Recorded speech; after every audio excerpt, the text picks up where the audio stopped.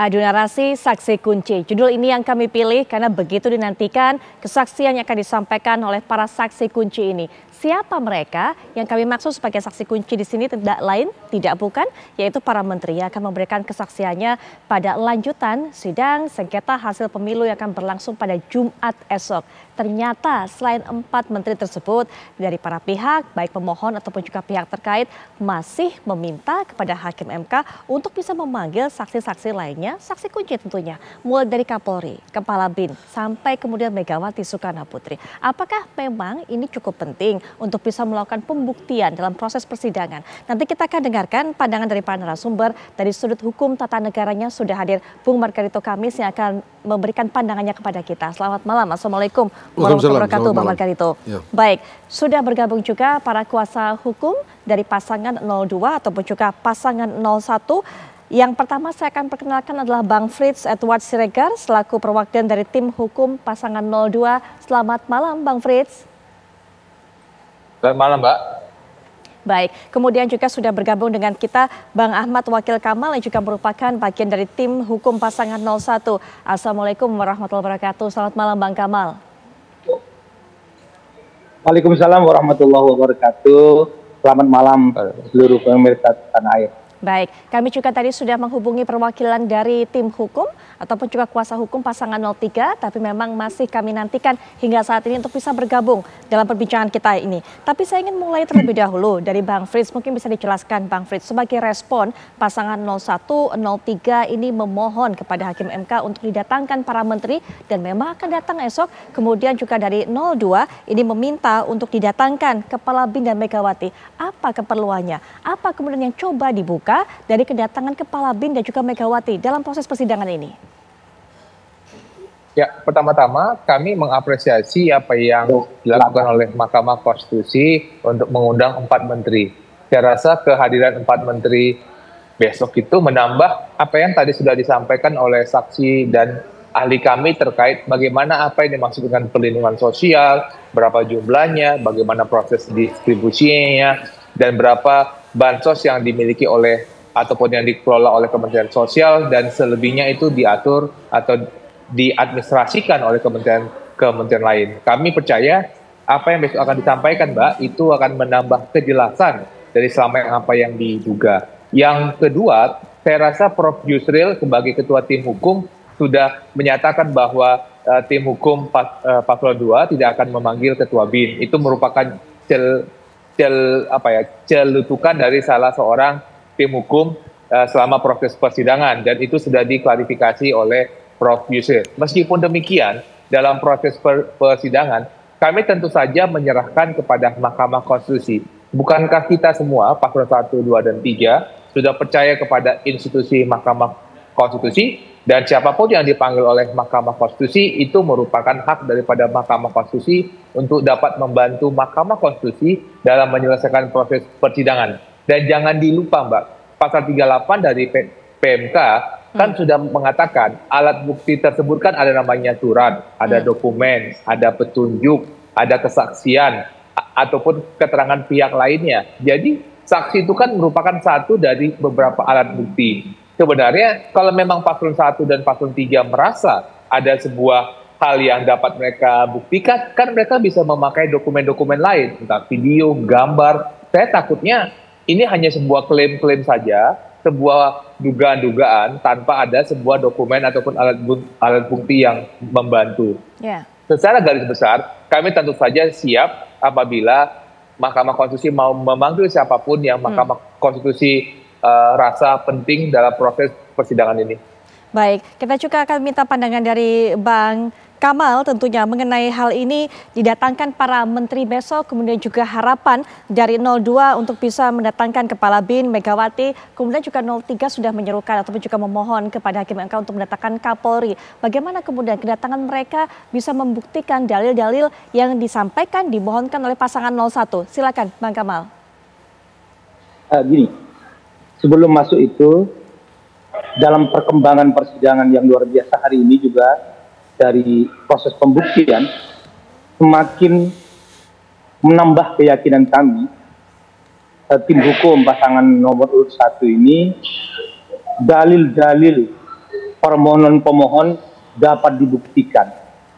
Dalilnya itu ada 2 poin besarnya, itu adalah pertama, pencalonan pasangan nomor urut 2 itu adalah cacat prosedur sehingga bertentangan dengan prinsip-prinsip kepastian hukum yang adil sebagaimana ditegaskan dalam pasal 28D ayat 1 Undang-Undang Dasar 1945. Yang kedua, dalil pokok pemohon 1 itu adalah berkaitan dengan mobilisasi struktur kekuasaan, sumber daya negara, termasuk politisasi bansos.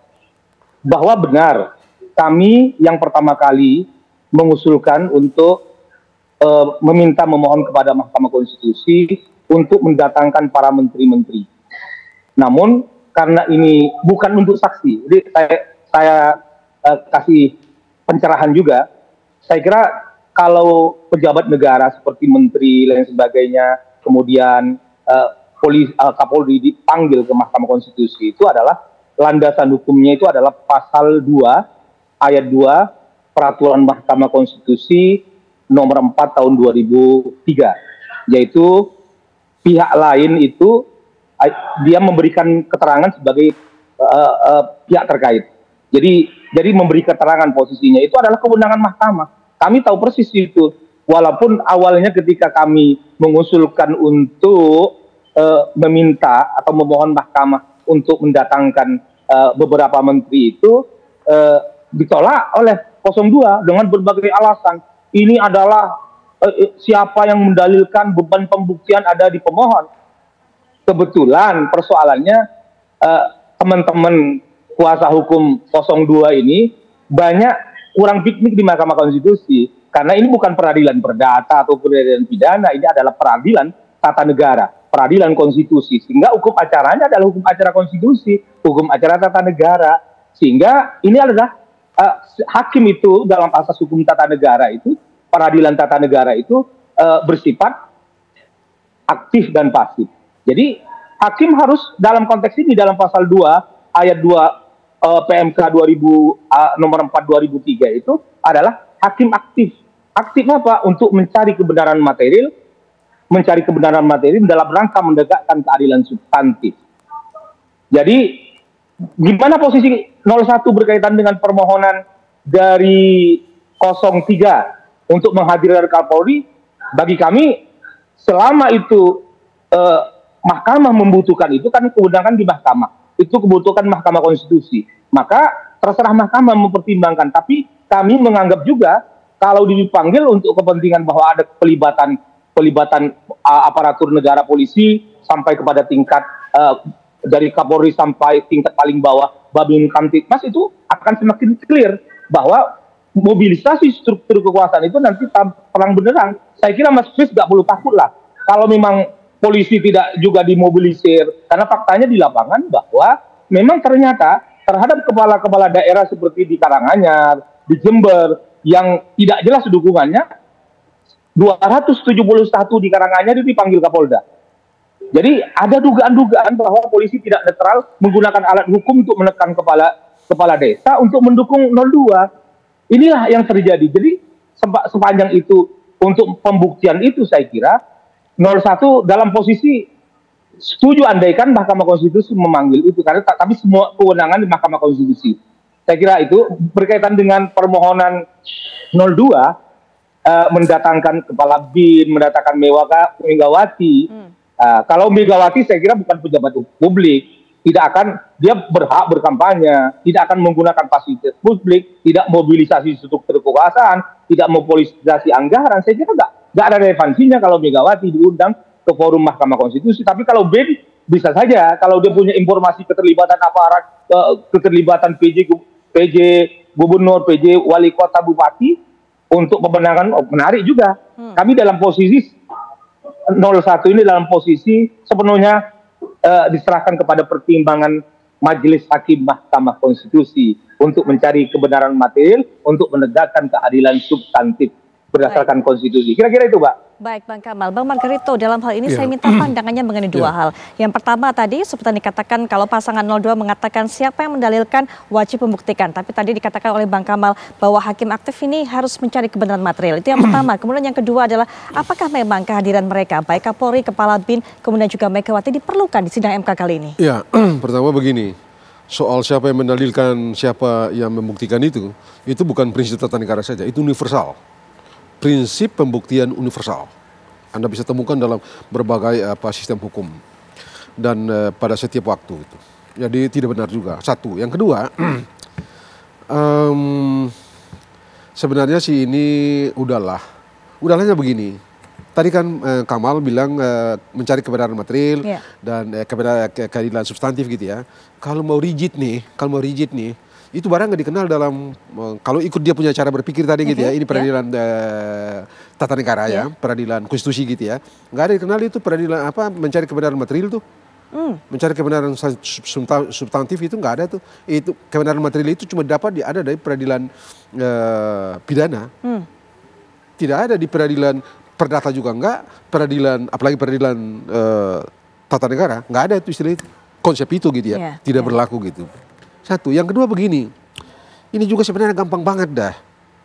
Gampang bangetnya begini, di Mahkamah Konstitusi itu, dalam setiap kali mereka mengadili, memeriksa, dan memutus satu perkara permohonan pengujian undang-undang, putusannya bisa berbunyi begini, mengabulkan, tidak menerima, atau menolak. Ada 3 jenis putusan itu. Kalau menolak, itu berarti mereka periksa berkas perkara, materi perkara. Menerima, periksa materi perkara dan mengabulkan. Mereka mengabulkan. Kalau mengabulkan. Kalau tidak terima, itu berarti Anda itu tidak punya kepentingan. Tidak terima ini formil. Namanya formil gitu ya. Jadi apa nilai hukumnya? Dalam hukum itu yang formil dan material sama-sama bernilai hukum. Baik, Bang Margarito, mungkin saya hentikan sampai di sini. Nanti bisa ada poin-poin berikutnya kita sampaikan setelah jeda. Nanti kami akan kembali lagi mengajak Anda untuk bisa menikmati perbincangan ini, tapi setelah jeda kami segera kembali.